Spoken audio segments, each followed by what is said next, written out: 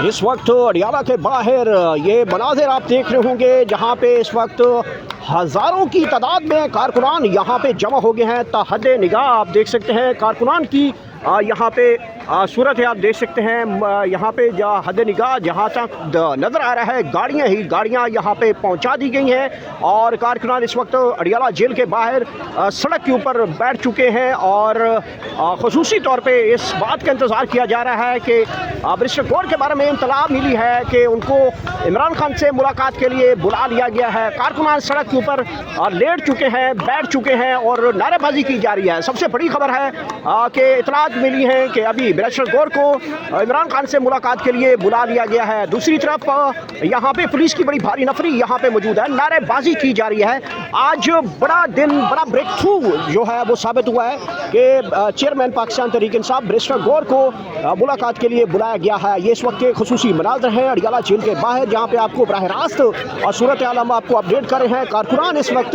इंतहाई खुश दिखाई दे रहे हैं और जब से पता चला है कि बैरिस्टर गौर की इमरान खान से मुलाकात के लिए बुलाया गया है, इस वक्त तमाम तर कारकुनान जो है वो इस वक्त इंतज़ार किए जा रहे हैं। बैरिस्टर गौर भी जो है वो इस वक्त अडियाला जेल पहुंच चुके हैं, गेट नंबर 5 में उनको बुलाया गया है। दूसरी तरफ आप देख सकते हैं अडियाला के बाहर एक एम्बुलेंस जो है पुरस्कार तौर पे यहाँ पे मौजूद है। आप देख सकते हैं यहाँ पे कारकुनान की पिछली साइड पे एक एम्बुलेंस भी यहाँ पे पहुँचाई गई है। मैं आपको करीब होकर तमाम तर सूरत हाल दिखाता हूँ, लेकिन बड़ी डेवलपमेंट यहाँ पे जो देखने को मिली है बैरिस्टर गौर के हवाले से नाम सामने आया है कि उनको गेट नंबर 5 के ऊपर बुलाया गया है। दूसरी तरफ पाकिस्तान तहरीक इंसाफ की यहाँ पे लोग वकला की एक बड़ी तादाद यहाँ पे मौजूद है और ये सामने के मनाज़र हैं जहाँ पे एक एम्बुलेंस भी यहाँ पे देख रहे होंगे और पीछे मेरे नारे लगाए जा रहे हैं। पुलिस की बड़ी नफरी भी यहाँ पे मौजूद है। ये देख सकते हैं एम्बुलेंस भी अडियाला जेल के बाहर मौजूद है। ये खुसूसी मनाज़र हैं जब बैरिस्टर गौर साहब को अडियाला जेल के अंदर बुलाया गया है। दूसरी तरफ अडियाला जेल के गेट के ऊपर एक एम्बुलेंस भी यहाँ पे बुला ली गई है और आप ये देख रहे होंगे ताज़ा तरीन मनाज़र आप इस वक्त मुलाहिज़ा कर सकते हैं। बड़ी तादाद में कारकुनान यहाँ पे मौजूद हैं, पुलिस की बड़ी भारी नफरी मौजूद है और इस तरफ भी पाकिस्तान तहरीक इंसाफ की ख़वातीन कारकुनान भी यहाँ पे मौजूद हैं, इमरान खान की बहनें भी यहाँ पे मौजूद हैं। ये पीछे देख सकते हैं एक एम्बुलेंस वगैरह भी आ चुकी है। ये देख सकते हैं तनवीर असलम भी यहाँ पे मौजूद हैं और नवाज बपी साहब भी मौजूद हैं। सर क्या वजूहत हैं, पीछे एक एम्बुलेंस भी आके खड़ी है और बुशरा बीबी के हवाले से भी रिपोर्ट्स बताई जा रही कि उनकी आँख का भी मसला है, कारकुनान नारेबाजी कर रहे हैं, मुलाकात नहीं हुई।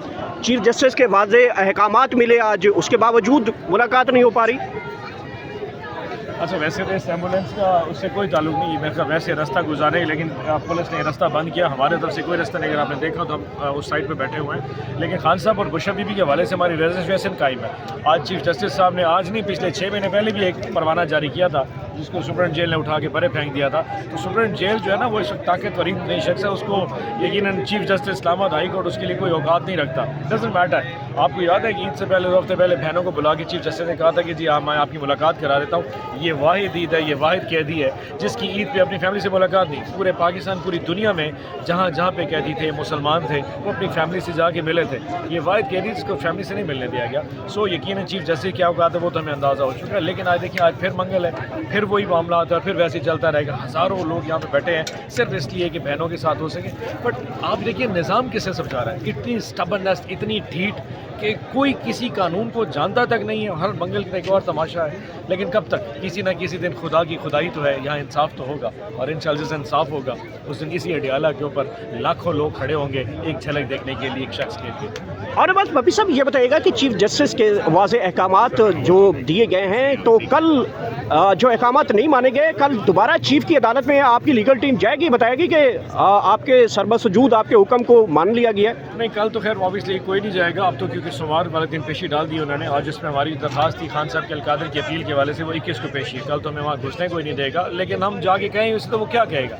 आज भी जब उसे सलमान सफदर ने कहा कि जी हमें मुलाकात का मौका दिया, मुझे अली जफ़र को, लतीफ़ कोसा को, तो उन्होंने कहा ये मेरा इशू नहीं है, या आप जेल अथॉरिटी से बात करें। जहाँ चीफ जस्टिस कहे मेरा इशू नहीं है तो वहाँ उसकी अदालत में अब जाने का फ़ायदा कोई नहीं है। तो हमने सारे ये लीगल फोरम से इस्तेमाल कर लिए हैं। ये इंसाफ इंशाल्लाह होगा और सड़क पे होगा और शायद बस इंसाफ की इंशाल्लाह तवक्को। कब तक सड़कों के ऊपर इंसाफ लेकर रहेंगे और कब तक? अप्रैल में कहा जा रहा था कि पाकिस्तान तहरीक इंसाफ आ सकती, सड़कों देना बड़ा मुश्किल है। ये तो कोई भी तारीख नहीं दे सकता कि कब होगा। होगा क्या होगा, लेकिन ये ज़रूर है ये जुल्म सारी उम्र तो नहीं चल सकता ना, कहीं ना कहीं तो अखीर हुई है। दुनिया में जितने बड़े बड़े निज़ाम आए हैं जो जबर पे चले वो कितना चल सके, 2 साल 4 साल 10 साल 20 साल, कभी तो ख़त्म होना है। और पाकिस्तान में जो इनकी लेफ है शेल्फ लाइफ वो 2-3 साल से ज़्यादा नहीं होती, तो इंशाल्लाह जल्दी ख़त्म होगा। जी तनवीर असलम साहब यहाँ पे मौजूद हैं, पुलिस की नफरी मौजूद है और एंटी राइट किट्स पुलिस के पास मौजूद है, शेलिंग का सामान मौजूद है। और पीछे जाएँ तो गेट नंबर 5 के ऊपर जो वाटर कैनन की गाड़ी खड़ी थी वो गलनी सर्दी शुरू हो चुकी है, जो दिसंबर की रातों में यहाँ पे पानी फेंकती थी वो तब की वहाँ पे खड़ी है। तो यहाँ पे कब तक बैठने का इंतज़ाम है? देखिए इंतज़ाम तो ऐसा जब भी कोई एजुटेशन होती है या कोई धरना है या हम किसी जगह पे प्रोटेस्ट कर रहे हैं उसका ऐसा तो इंतज़ाम कोई होता नहीं है, क्योंकि हम जितने मर्ज़ी इंतज़ाम कर लें ये रियासत की जो दहशतगर्दी है वो इस लेवल पे चली जाती है कि औरतों और बच्चों के ऊपर तेज़ाब वाला पानी फेंकते हैं। तो इंतज़ामात ज़ाहिर बात है, एक जो रियासती मशीनरी है या जो एक असले के साथ फोर्सेस हैं उनके साथ आम निहत्ते अवाम तो लड़ नहीं सकते। तो इंतज़ाम तो ऐसा हम हमेशा से कहते हैं कि हम पुरअमन लोग हैं, पॉलिटिकल वर्कर्स हैं, इंसाफ के लिए, बुनियादी हकूक़ के लिए और इंसाफ के निज़ाम के लिए यहाँ पे आते हैं, आवाज़ लगाते हैं। फिर जो खान साहब को इन्होंने जेल में रखा हुआ है उसमें इंपॉर्टेंट चीज़ ये है कि एक तो नाहक उनको कैद किया हुआ है, जाली मुकदमात में सज़ाएँ दी हुई हैं, और जो कैद तन्हाई का मामला, कैद तन्हाई एक ऐसा पॉइंट है जो इंटरनेशनली जिसको एक जुर्म करार दिया गया है। जैसे चोरी की सज़ा पाकिस्तान में, चाइना में, इंडिया में हर मुल्क के निज़ाम के मुताबिक मुख्तलिफ है, लेकिन कि जो कैद तन्हाई है ये एक इंटरनेशनल जुर्म है जो रियासत की तरफ से किया जा रहा है। और खान साहब को पिछले 4 महीने से ना सिर्फ आम दिनों में बल्कि ईद के दिनों में भी फैमिली से मुलाकात नहीं कर रहे हैं। तो हम इस किस्म की नाइंसाफ़ी और गैर इंसानी सलूक जो खान साहब के साथ किया जा रहा है उसके खिलाफ एहतजाज कर रहे हैं।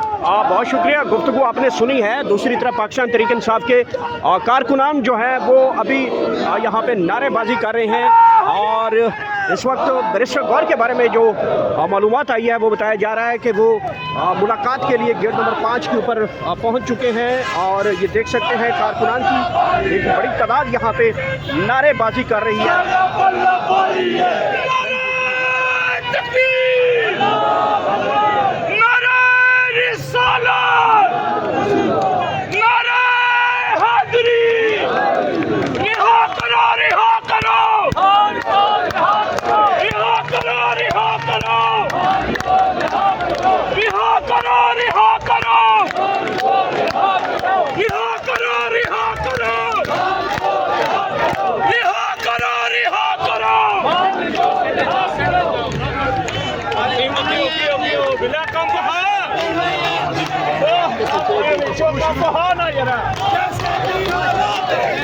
हम तुम्हारे साथ रहेंगे, हम तुम्हारे साथ रहेंगे।